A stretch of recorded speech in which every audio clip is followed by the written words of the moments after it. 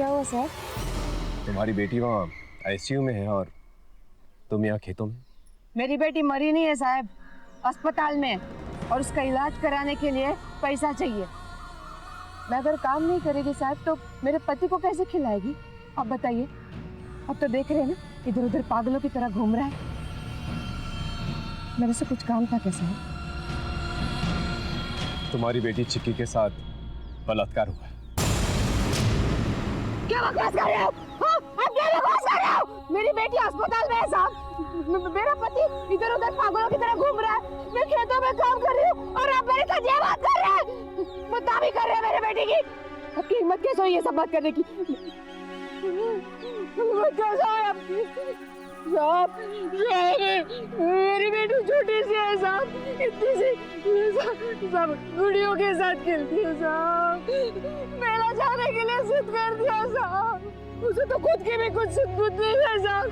क्या बोलता है तुम्हें सर? सागा खोटा बोलता है। मेरे बेटे के साथ नहीं हो सकता साहब, नहीं हो सकता।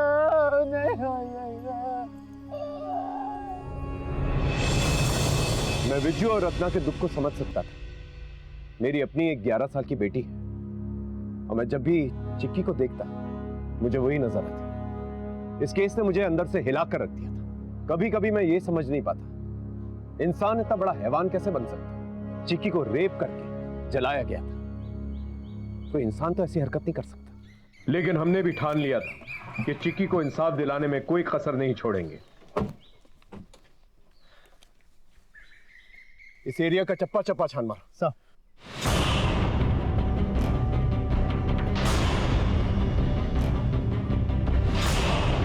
एक छोटी सी बच्ची के साथ इतनी घटिया हरकत की जाती है, ये जिस किसी ने भी किया है ना, उसे बचना नहीं चाहिए। और गांव के लोगों से भी पूछ। चुप हो जाओ बेटा, कोई बड़ी बात नहीं हुई है। ऐसा सबके साथ होता है और किसी को कुछ भी पता नहीं चलेगा। पर सर, अगर किसी को पता चल गया? किसी को कुछ भी पता नहीं चलेगा। चिक्की, क्या हो गया तुमको? तुम जाओ जाओ, चिक्की आ जाएगी। शुक्रिया बेटा, शुक्रिया। हाँ, नमस्कार। चलो। नम्रता। Yes sir. चिक्की जिस स्कूल में पढ़ती थी उसके हेडमास्टर प्रभु शिवालकर को थाने भेजो। Okay sir.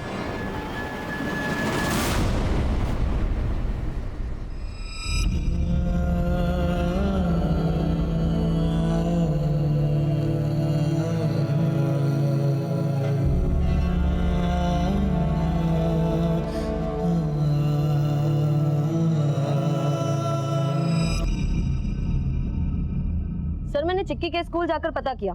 जिस दिन चिक्की के साथ वो सब कुछ हुआ उसी दिन से हेडमास्टर शिवलकर यहाँ नहीं है। लोगों का कहना है कि वो स्कूल के काम से कहीं बाहर गया था। उसका फोन ट्राई किया? यस सर, पर वो भी नॉट रीचेबल है। पता करो ये प्रभु शिवालकर है कहाँ, और जहाँ पर भी उसे उठा कर लेके आओ। Okay sir.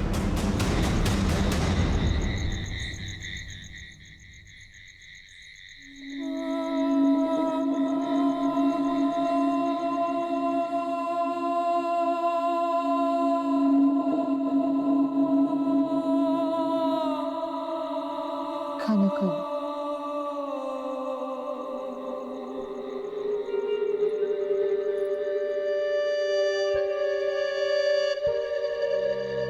खाऊंगी।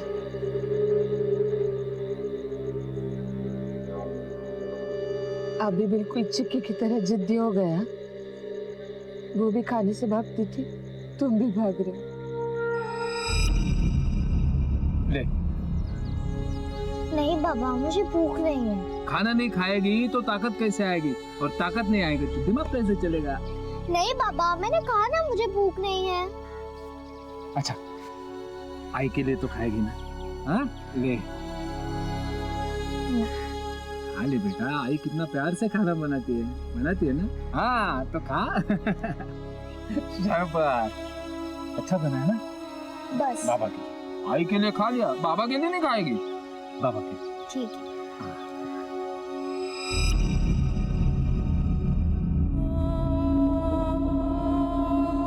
अच्छा, तुम चिक्की को जैसे खिलाते थे वैसा खिलाए? हाँ? ये तुम्हारे नाम का।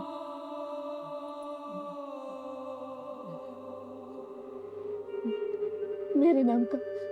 मैं खाना अच्छा बनाती है ना, खाओ।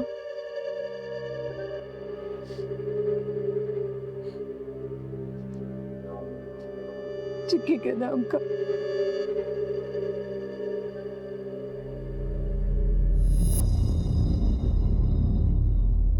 क्या हुआ है अपने चिक्की को? हाँ? कुछ नहीं, तुम खाओ। नहीं, वो चिक्की को क्या हुआ है?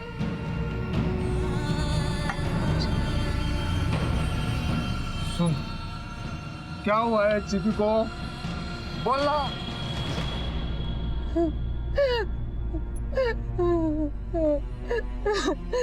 किसी और के भूख अपने बच्चे को खा गए।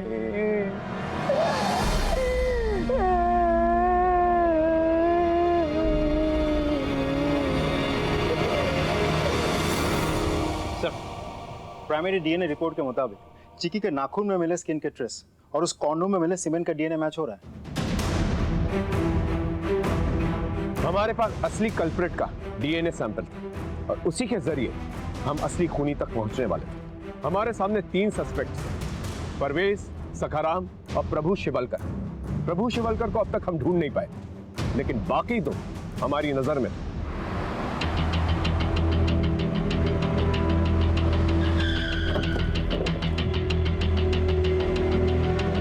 परवेज, सलाम साहब। चिक्की का रेप हुआ है। डीएनए टेस्ट के लिए तुम्हें हमारे साथ थाने चलना होगा।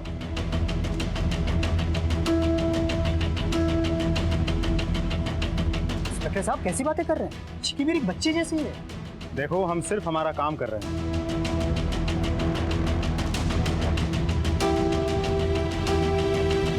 सखाराम,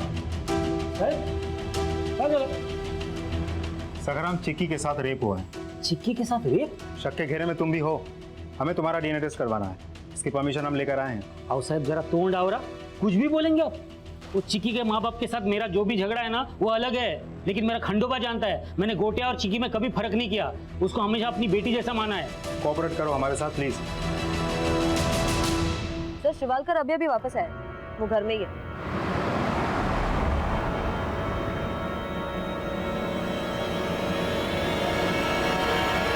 आप ही ने चिक्की का रेप किया और जब चिक्की रोने लग गई तो आप घबरा गए कि आपकी इज्जत पानी में ना मिल जाए, इसलिए घबरा के आपने चिक्की को मार डाला इससे पहले कि वो घर पहुंचती। बोलिए, सच बोल रहा हूँ? सर ये आप क्या कह रहे हैं? मुझे तो पता भी नहीं था कि चिक्की के साथ इतना सब कुछ हुआ है।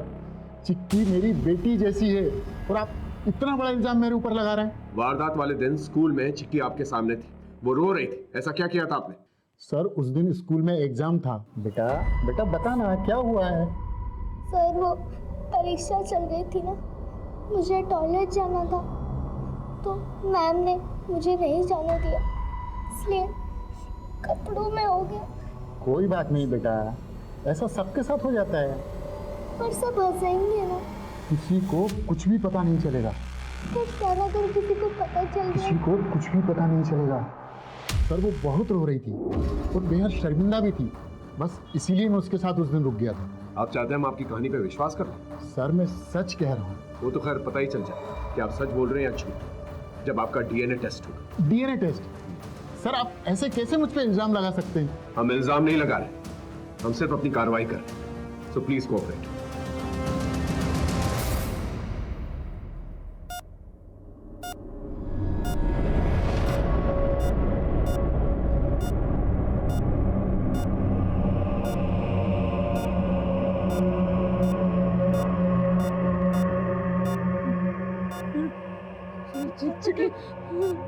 बाबा, आई बाबा, तुम ठीक हो जाएगी बेटा, तुम ठीक हो जाएगी। तुम ठीक हो जाएगी। मैं डॉक्टर को बुलाता हूँ। डॉक्टर।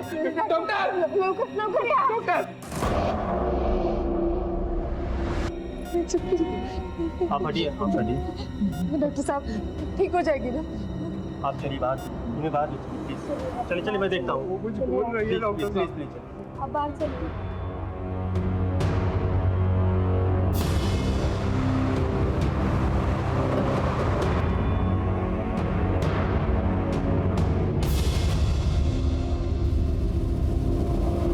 आई एम सॉरी, हम चिक्की को बचा नहीं पाए।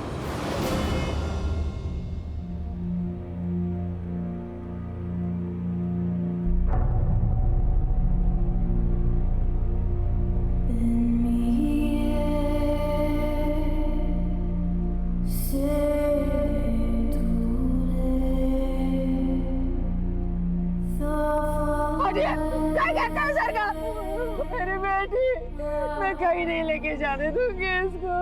तो जला दिया। किसी ने क्या बिगाड़ा था, किसी का क्या बिगाड़ा था मेरी चिक्की ने। तुमको याद है एक बार उंगली जल गई थी तो कितना रोई थी। अभी पूरा जला दिया मेरी बेटी को। तुम लोग इसको पूरा चलाने के लिए लेके जा रहे हैं, कितना चलाओगे? केली जाने दो उसको। मैं नहीं जाने दूंगी, मैं नहीं जाने दूंगी मेरे बेटे को। आई तुला सोडून कुठं नहीं जाना। मैं खेत में नहीं जाऊंगी, मैं काम करने के लिए नहीं जाऊंगी। तू मेरे साथ रहेगी ना। वो गई, अब जाने दो उसे। मैं नहीं जाने दूंगी। मैं नहीं जाऊंगी। मुझे चिक्की, मैं नहीं जाऊंगी, मैं नहीं जाऊंगी। मेरे को छोड़ो, मेरे बच्चे।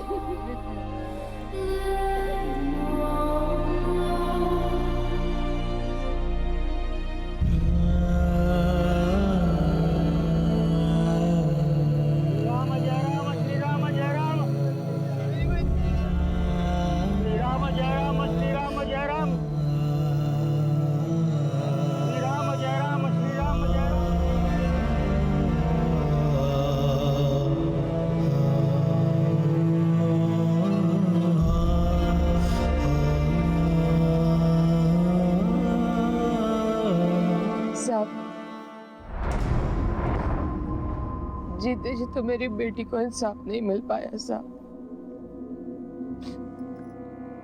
मरने के बाद मिल जाएगा ना साहब।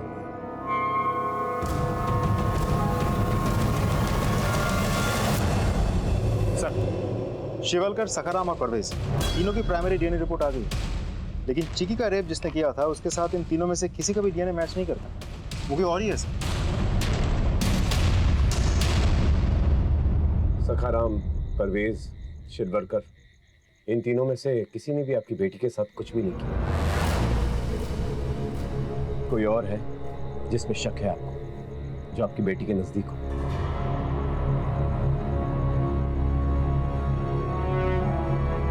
पता नहीं साहब, हम लोग हमेशा चिक्की के साथ नहीं होते थे। चिक्की स्कूल से सीधा घर पे ही आती थी और हम लोग देर शाम को खेती से काम कर वापस आते थे। कभी कोई ऐसी बात जो आप दोनों को अजीब लगी हो?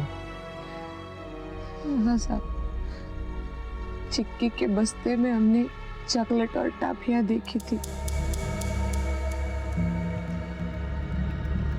ये सब उसे कौन देता? पता नहीं साहब, हमने कभी पूछा नहीं और चिक्की ने कभी बताया नहीं। हमें लगता था कि स्कूल के हेडमास्टर देते होंगे, बहुत मानते थे उसको। हम अक्सर अपने बच्चों की छोटी मोटी बातों को नजरअंदाज कर देते हैं। उन्हें अगर कोई टॉफी देता है, गिफ्ट देता है, गुड़िया देता है, तो हम खुश हो जाते हैं कि वो हमारे बच्चों से प्यार करता है, स्नेह करता है। लेकिन ये प्यार और स्नेह कब वासना में बदल जाए, ये हम सोच तक नहीं सकते। हमें लगता है बच्चों के साथ क्या हो सकता है, गलत तो सिर्फ बड़ी लड़कियों के साथ ही होता है। इसीलिए हम अक्सर ऐसी दस्तक को नजरअंदाज कर देते हैं और हम ये भूल जाते हैं कि बच्चे ही ऐसे क्रिमिनल्स का सबसे इजी टारगेट बनते हैं। और रत्ना ने भी यही गलती की। उसे उसी वक्त चिक्की से ये पूछना चाहिए था कि ये सारे गिफ्ट्स उसे किसने दिए। लेकिन अब चिक्की मर चुकी, हमारे सारे रास्ते बंद हो चुके हैं। एक पल के लिए तो मुझे लगा कि हम ये केस सॉल्व ही नहीं कर पाएंगे, लेकिन तभी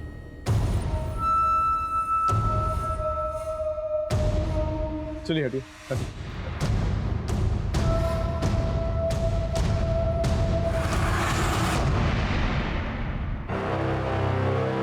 मारा है उसने ही गोटिया को गायब करवाया या उसे भी मार डाला। कविता बॉडी को पोस्टमार्टम के लिए भेज दो। Okay sir.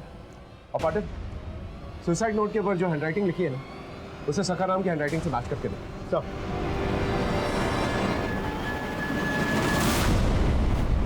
सर सखाराम की प्राइमरी पोस्टमार्टम रिपोर्ट। आप सही थे सर। सखाराम को पहले गला घोट के मारा गया था, फिर लटकाया गया था। एक और इंटरेस्टिंग बात सर, सखाराम के पास से हमें जो सुसाइड नोट मिला था उसमें जो हैंडराइटिंग है वो सखाराम के हैंडराइटिंग से मैच नहीं करती। सवाल ये उठता है सखाराम को कौन मार सकता है?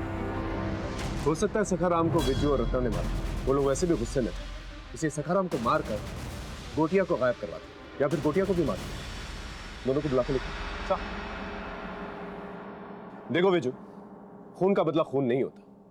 तुम दोनों को सिर्फ शक था कि सखाराम ने तुम्हारी बेटी को जलाया। इसका यह मतलब नहीं उसका खून करके तुम दोनों भी खूनी बन जाओ। हमने नहीं सर, भगवान ने ली उसकी जान। उसने हमारे चिक्की के साथ गलत किया ना, तो भगवान ने सजा दिया उसको। उसने लिख के भी तो रखा था ना साहब। वो सखाराम की राइटिंग नहीं थी, तुम दोनों ने ही मारा है उसे, और गोटिया को भी उठवा लिया, क्योंकि दोनों को मार के तुम दोनों को ही फायदा है। अब सारी की सारी जमीन तुम लोगों की है। मैं थूकता हूँ ऐसी जमीन पे साहब में, जिसके कारण उसने मेरे बच्चे की जान ली है। जाओ ना साहब, असली खूनी को ढूंढो, हमको काय को तकलीफ दे रहे। ये सब नाटक करने की जरूरत नहीं है।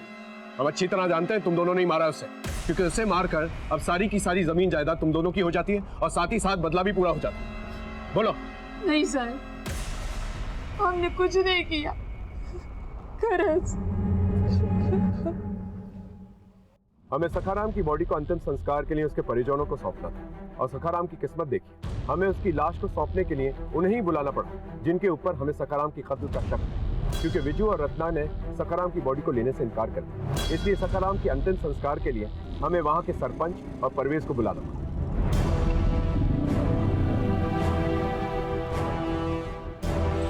सलाम। नमस्कार। नमस्कार सरपंच। आप लोग अंदर जाके साइन कर दीजिए और बॉडी ले जाने की फॉर्मेलिटीज पूरी कर लीजिए। बाबा ठीक, इन सबको अंदर ले जाओ। जी सर, जाइए आप लोग।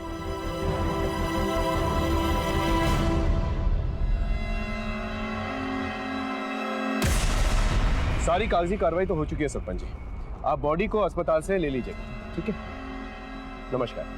सलाम।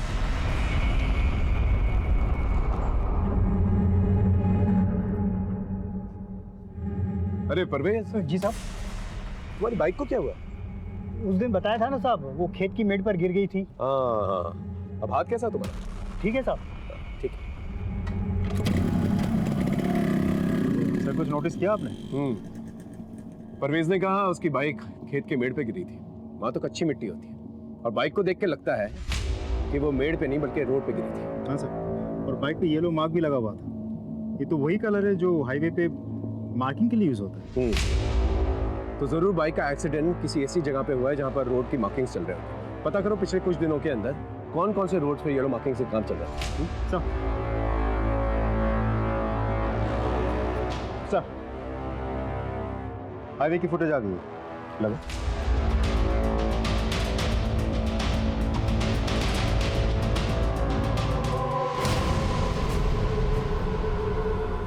कि परवेज के पीछे लड़का कौन? सर कुछ समझ में नहीं आया, इससे पहले तो कभी नहीं देखा। एक काम कर, परवेज की कुंडली निकल और इस लड़के की और परवेज की जितनी जानकारी हो सके वो निकल, और पता करो कि परवेज ने हमसे झूठ क्यों बोला। सर जी साहब, मैंने कोई झूठ नहीं बोला था। अच्छा, कोई झूठ नहीं बोला तूने? चल हम बताते हैं क्या झूठ बोला तूने। पटेल सर।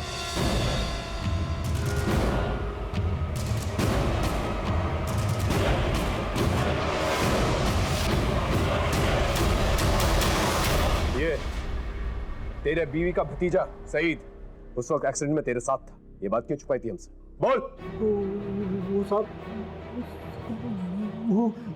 चल ये बात भी हम ही बताते थे। देखो, चिक्की पर मिला डीएनए और इसका डीएनए मैच करता है। चल अब कहानी बोलना शुरू। सर मैं बताता हूँ। सर मैं अक्सर यहाँ पर आया करता था फुफ्फी के पास रहने के लिए। मुझे चिक्की पसंद आ गई थी सर, और उसे फ्रेंडशिप करने के लिए मैं उसे चॉकलेट्स और बाकी सारी चीजें भी देता था। जब चिक्की अपनी माँ से मिलने गई थी तो तूने ही रोका था ना उसे? जी सर मेरा दिमाग ही खराब हो गया था, मुझे कुछ समझ में नहीं आ रहा था। मुझे कैसे भी करके चिक्की चाहिए ही थी, और गंदी वीडियोस की लत लग गई थी सर मुझे। और मैं अपने साथ साथ कोटिया और फुफ्फी के बेटे अफजल, इन दोनों को भी वो गंदी वीडियोस दिखाया करता था सर। जो गंदी फिल्मों में जो भी कर रहे हैं ना, ये सब मैं असली में भी करके दिखा सकता हूँ। देखना है? हाँ देखेंगे ना। मैंने कहा ना मेरे एग्जाम चल रहे हैं, मुझे पढ़ाई भी तो करनी है। तुझे चॉकलेट खानी है ना? हाँ खानी है। खानी है ना? तो फिर 2 मिनट में जाके चॉकलेट खा के वापस आ जाना। 2 मिनट? हाँ पक्का 2 मिनट। चल चल जल्दी चल। आ गई तू? तूने बताया ना इसे कि मैं इसे बहुत सारे चॉकलेट्स देने वाला हूँ। हाँ भैया सब बता। आ जाओ, चॉकलेट्स देता हूँ। चॉकलेट्स का है? सबर रखो, देता हूँ चॉकलेट्स देता हूँ। कौन सा वाला खाएगी बता? बैठ जा।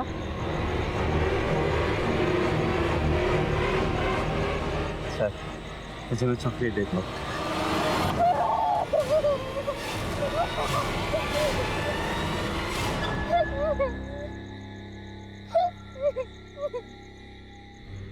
सईद भाईजान, गंदी फिल्मों में तो लड़की रोती नहीं है, हंसती है। फिर ये चिक्की क्यों रो रही है?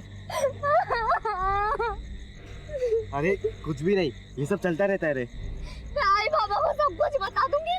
मैं पुलिस स्टेशन में जाऊंगी और तुम लोग ही कंप्लेन करोगे और जेल में मरोगे तुम तीनों। मैं पूरे गांव को सब कुछ बता दूंगी कि तुम लोग ने मेरे साथ क्या क्या किया है। हम सब बहुत घबरा गए थे। चिक्की ने धमकी दी थी कि वो सबको बता देगी। मैंने वहाँ पर पास पड़ी लैंटर्न के केरोसिन से उसे जला दिया और हम सब वहाँ से भाग गए। अफजल बहुत घबरा गया था सर, और उसने घर पर आकर फूफी और फूफा दोनों को सब कुछ बता दिया। क्या किया तूने? क्यों किया? बहुत आग लगी हुई थी। अरे क्या कर रहे हैं? चुप कर। मेरे भाई का एक ही बेटा है, बचा लीजिए। देखिए किसी को पता चलने से पहले इसे यहाँ से बाहर छोड़ दीजिए। बचा लीजिए, नाम के हाथ जोड़ते हो, पैर पड़ते हो, बचा लो इसे। अरे आगे देखिए।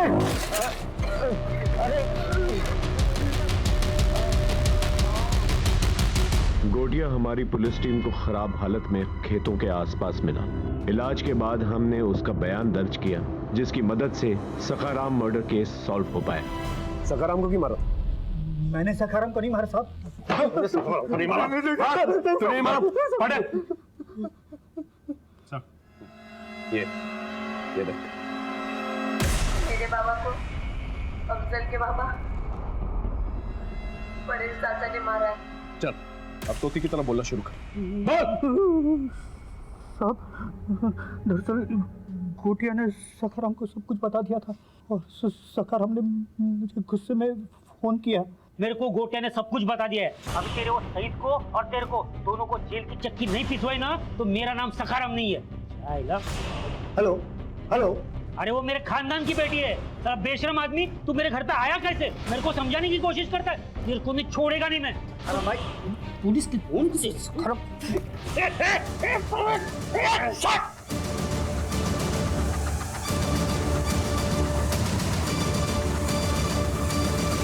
बाबा क्या? रोक! और पुलिस को गुमराह करने के लिए सखाराम का एक सुसाइड नोट भी लिख दिया तुमने। शर्म आती है तुम जैसे लोगों पर। इसे समझाने के बजाय इसके गुनाहों पे पर्दा डाल रहे थे। अगर ऐसा नहीं करते तो आज चिक्की जिंदा होती और सखाराम को मारने की जरूरत भी नहीं पड़ती। सारी जिंदगी जेल में सड़ते रहना और यही सोचते रहना।